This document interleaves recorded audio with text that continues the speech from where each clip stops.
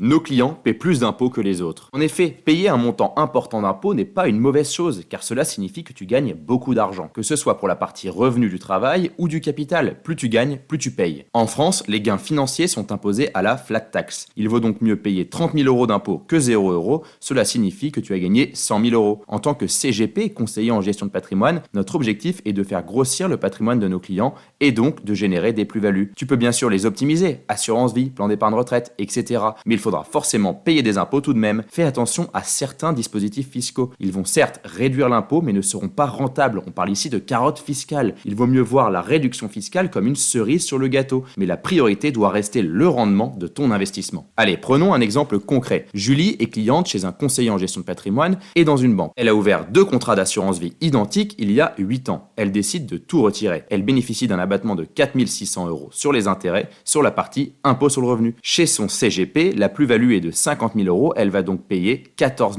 411 euros d'impôts. Chez sa banque, la plus-value est de 20 000 euros, elle va donc payer seulement 5 411 euros d'impôts. Et oui, elle va donc certes payer moins d'impôts avec sa banque, mais elle aura aussi gagné bien moins dans sa poche à cause de sa banque. Bien sûr, il faut adapter la proposition en fonction du profil et des objectifs du client. Si toi aussi tu veux payer plus d'impôts, tu sais ce qu'il te reste à faire. Et si tu souhaites en savoir plus, abonne-toi et va écouter notre podcast L'art de la gestion financière sur Spotify ou Apple Podcast.